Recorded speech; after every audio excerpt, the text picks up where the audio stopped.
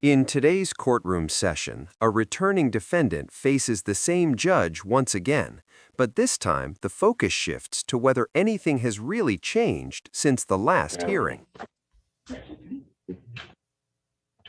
Court does call the case of People's State of Michigan versus Thomas Styron II. Good afternoon, Your Honor. I'm accused on behalf of the club. Sir, state your name, please. I'm George Styron II. All right. This date time set for preliminary examination. Mr. Styron, you are here representing yourself. I would indicate to you that there are 3 charges on the complaint in this case. The first charge is that of fleeing a police officer under the Motor Vehicle Code in the 3rd degree. That is a felony punishable by up to 5 years and a $1,000 fine plus court costs. Count 2 on the complaint alleges assaulting, resisting, and obstructing a police officer. That is a felony punishable or a high court misdemeanor punishable by up to 2 years incarceration and or a $2,000 fine plus court costs. Count 3 is a charge of driving while license suspended, denied, and or revoked. That is a misdemeanor punishable by up to 93 days in jail and or a $500 fine plus court costs. The subject matter of this preliminary examination is for the people to establish by probable cause that the felonies have been committed. If the people do establish that, then you would be what's called bound over to stand trial in the circuit court. You are here appearing without counsel. I would advise you that if you wish to represent or be represented by counsel, you can let the court know, and the court would make sure that counsel would be available to you in this proceeding. I would also indicate that if you are desirous of continuing to represent yourself, you certainly have an absolute and constitutional right to do so. You will be held to the same standard that attorneys are held to regarding the court rules, regarding the presentation of evidence, and anything else along those lines, as well as questioning of the witnesses. Do you understand all of that, sir? I understand everything. Pardon? I understand everything. And, sir, do you still wish to proceed unrepresented? Very good. Do you have any questions before we begin the preliminary examination? I haven't had a chance to look at the body cam and the evidence. I just got a kite back yesterday telling me I could ask the noon staff to be able to view this. I've got maybe 45 minutes or an hour's worth of time in it so far. I'm able to get through the first 45 minutes, an hour into what? I think there's 16 videos on a thumb drive. And I think Officer Hooks is an hour and 15 minutes long in itself. So what I'm saying is I've had insufficient time evidence to even review it, to be able to articulate it. Excuse. Your Honor, I understand that the APA that was present before me had intended to admit that some of the body camera. I will not be using any of it today. I'll be proceeding with just Sergeant Howe's testimony. Right. I guess and I understand that misuse, and I guess the only question would be if whether or not something contained on the body cam might lead to evidence that the defendant either would want to present or lead to evidence that the defendant may wish to question the deputy on. And I'm going to have no way of knowing that. I appreciate that, Your Honor, especially because my office previously put on the record, and I'll reiterate today, we do plan on adding additional charges, a count of felonious assault, which assault with a dangerous weapon against the sergeant, and 2 counts of felony firearm, which are mandatory 2 years in prison. So, Your Honor, I don't have a problem if we need to adjourn this room to have more time with the video. Okay. And under those circumstances, and I forgot, I think you had mentioned that before, that with that. Okay. So, Mr. Styron, you're requesting an adjournment of the proceedings so you can get through that. Is that okay? How far, and I guess I was unclear, you have access to the body cam? Yes, I do. It's in my property. Okay. But then you were talking about you got through some of it? The first video, and I believe it's a YouTube, not YouTube, but a Facebook video of a bystander. Say that again. Facebook video that somebody took, Okay. and part of his body cam, maybe 20 minutes, half hour's worth. When you're saying his, you're talking about. Officer Fuchs, yes. Okay. I believe his body cam footage is an hour and 15 minutes in its totality, so I've barely been able to scratch the surface of that. Okay, let me ask you. Go ahead. Were you going to say something else on that? And like I said, I believe there's 15 or 16 videos in there total, maybe more, and that's just what Let me ask you this. How are you arranging to view that video? So originally I was kiting everybody I could. I was correctional services, the sergeant, that sergeant. Finally, while down in correctional services, I was able to speak with Sergeant Flint. Okay. And he was able to arrange this first meeting. And like I said, I got a kite back from him yesterday telling me just to bother the noon staff, and they'll arrange it during the noon shift. So Gotcha. Prior to yesterday, I was still asking. I guess I was just asking the wrong shift. I was asking later in the day, that's for certain. And I really was never able to get anything else arranged as far as being able to go and view it.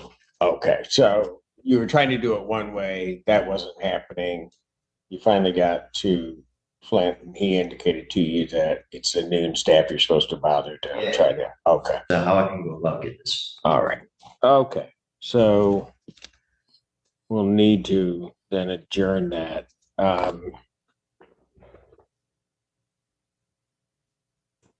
Have you, well, I'm going to ask it one or two ways. How long do you think it'd take you to get through it? I mean, is it your, and I won't hold you directly to it, but I mean, would you be able to do it in one day if you had access to it, or is it going to take you a few days, or just your best guesses? Because you know how long the clips are. I don't have any idea by design. I only have knowledge of how long his particular video is, Officer Hoops. I don't, the other ones I haven't looked at, viewed, can't remember how big the file is, nothing like that. If I was out in the world, I could probably have this done within a week. I have my own computer, and I planned on originally being able to do this. Also, it depends on the jail. They've been so short-staffed. We've been locked down a lot as well. So it depends on what their staffing numbers is during it. When I'm asking or trying to arrange this, there's so many variables. It'd be hard for me to give you a. No, that's fair. That's fair. And then also, But you don't know total. You don't know total time how much there is. You just know that one.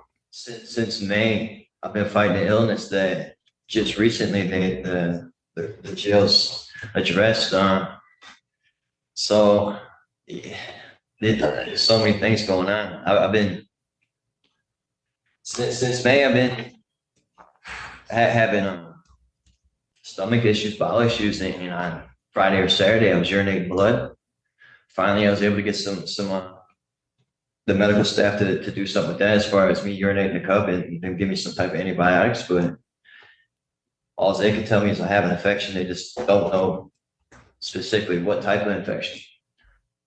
He's setting it up. Pay attention. So I'm also dealing with that, and it's making me very lethargic and Okay, I got you. energy in that. What do we Progress that as well. What do we look like on the 6th?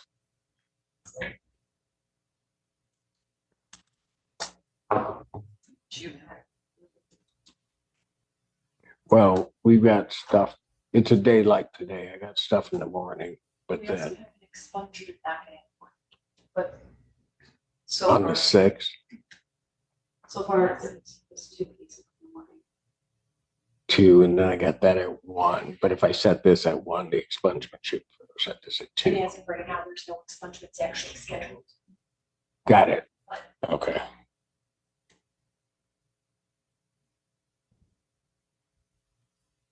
Okay, so that we hopefully won't run into this again. You've gotten all of the discovery. Pardon me. You got all of the discovery. As far as Like you got the, as far as you know, you got the police report. You have all of that. It's the video. All right. So what I will do is I will adjourn the preliminary examination in this matter. I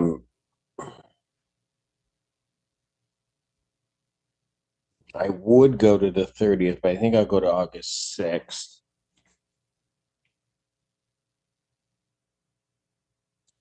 2024 at I'm going to set it at 1 p.m. We'll just push everything else out of the way, and that way we'll be here. So that'll give you 3 weeks to try to get through that. Now, if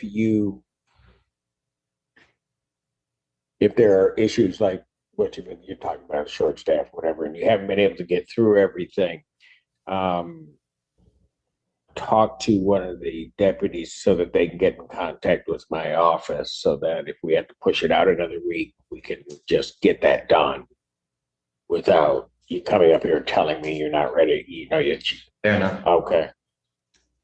Got a question in regards to, is there any reason why that would be preferred instead of me being able to address what I got going on internally and have variables involved?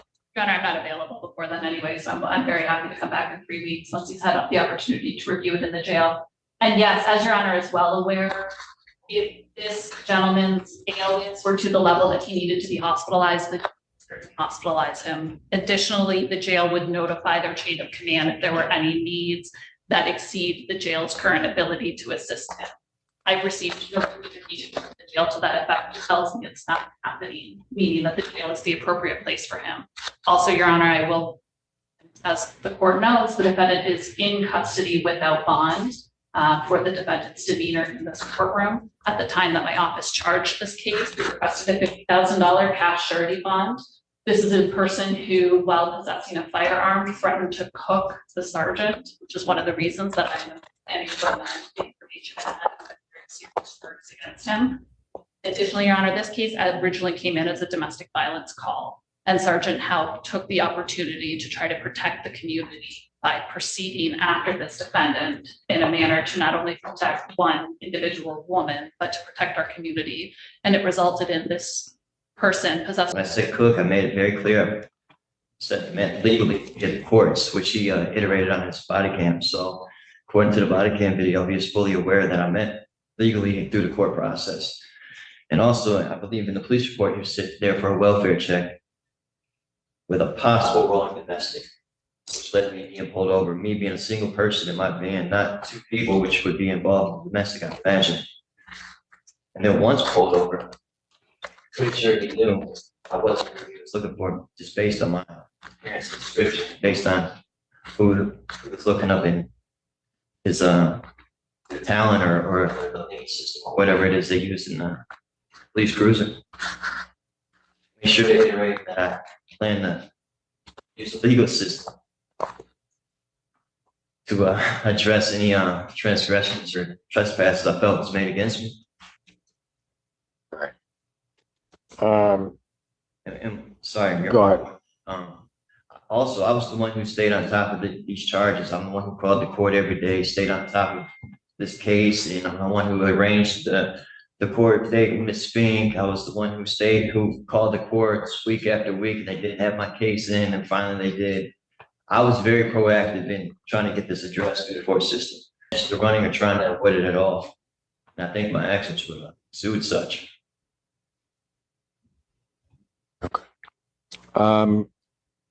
In this matter, I'm not going to at this point change your bond, Mr. Stern, and I'll just put it to you this way. I don't know the facts of the case. By design, I don't. So I'm going to certainly, I hear the allegations. I hear your response to the allegations, and at some point I'll see the evidence. In terms of what I had previously heard in regard to this case, I would consider your actions on that date, at least as I understand them to be at this time, that you pose a significant risk to the public. For more real courtroom moments and case breakdowns, make sure to subscribe and stay updated with upcoming videos. Sure about the comments, we'll deal with that. Further, as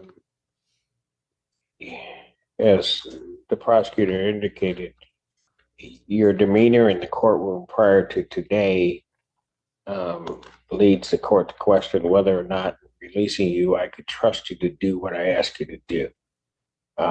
This is the first time today, as we were talking to each other, going through to try to resolve the things. All I'm trying to do is get the case through. I don't know why the other days you made a determination to try to act a particular way to the court, because I'm just, like I said, I'm just here trying to get the case heard and get everything done. And so I have, based upon what I hear regarding the case, what I also have seen in terms of your demeanor in the courtroom, I have great reluctance in terms of doing that. What I will tell you is this, is that I certainly will address, so I'm going to deny your request to the extent it was a request to change your bond in this case at this time. Certainly, hopefully we'll be able to go forth on the 6th, and I certainly will relook at everything on the 6th, and you could raise the issue again. But I want you to understand that part of it is because of what the allegations here are. And I'm not saying you're guilty of them. I'm not saying any of that. But in terms of the allegations and what could be and is, from this court's perspective, a situation where you may pose a risk to the community, but also a lot of it is of your own doing in terms of what happened here. Okay. And so all of that I have to take into and can take into consideration. But like I said, in fairness to you on the 6th, because today was 180 degrees, I will now factor that in. And on the 6th, certainly I will take a look at anything you just raised again before the court. Okay. And I would agree, just real quick, and I'll let you. I would agree with what Ms. Hughes has said, and that is that if your medical were to an extent, our jail is excellent. I have to say the sheriff's office is extraordinary in making sure that people get the medical care that they need.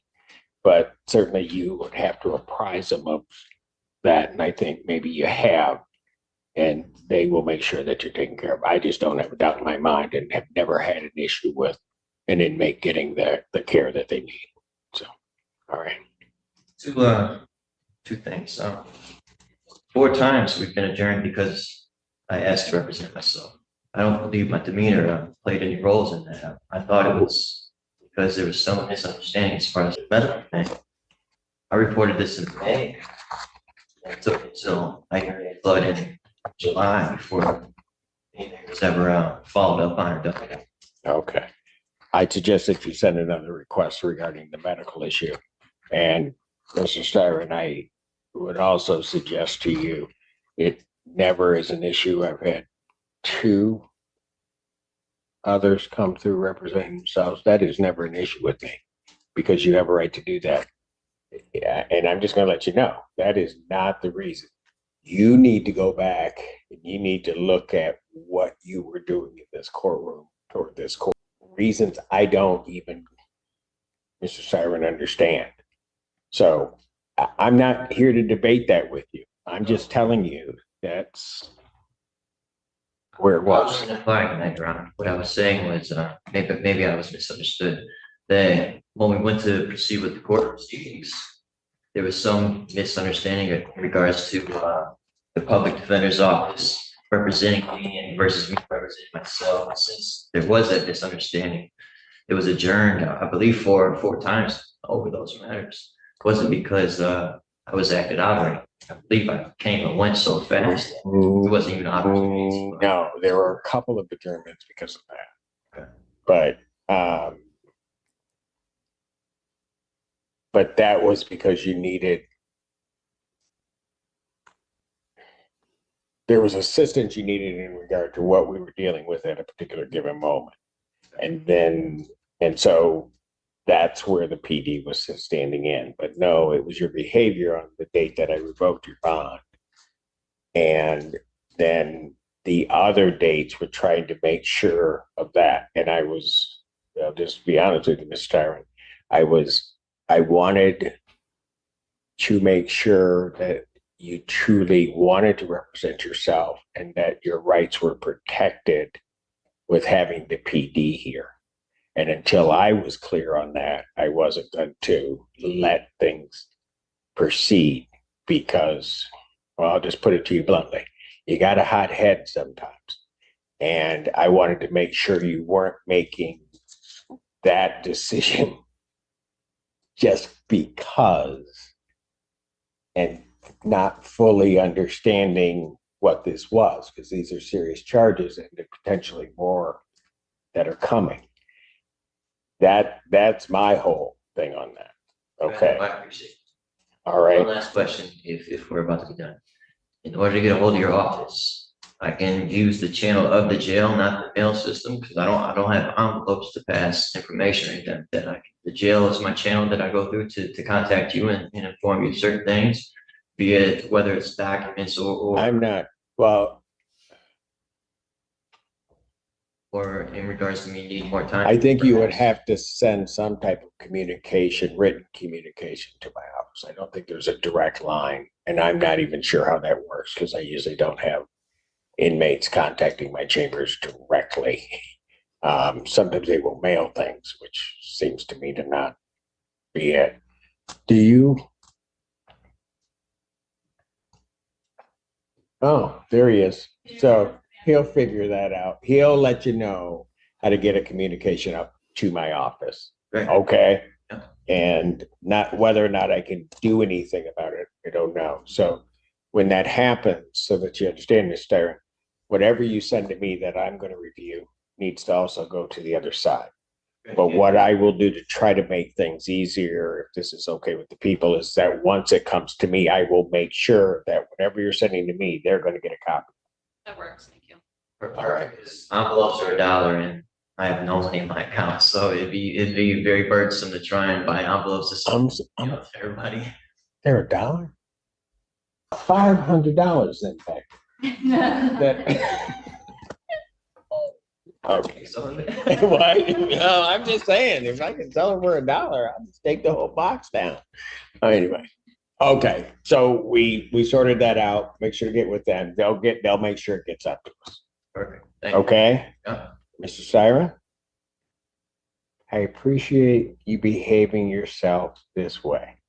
Because just listen, because you're coming in hot like you did before, I'm just going to let you know, with me or any other judge, that's a battle you're going to lose every time. I can appreciate that. And my only response to that is I've never had that happen. All the other judges have ever had going front of whether Miss Fink, Miss Fink that was able to have a conversation after the court time. She's nicer than I am. She's a very nice woman, that's for sure. And She's much nicer than I am. like I And say, so they- she has patience. Sometimes I don't.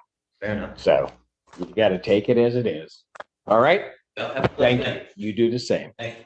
In this hearing, the defendant appeared in court to continue the legal process while representing himself. He raised concerns about reviewing the available evidence and requested additional time to better prepare for the next stage of the case. The court acknowledged this request and allowed more time for preparation. However, when it came to changes in his custody status, the judge reviewed the situation carefully and decided to maintain the current conditions. The decision was based on the overall circumstances of the case, along with considerations about how the proceedings should continue moving forward. This recap is intended to clearly outline the main developments from the hearing in case any earlier parts were difficult to follow.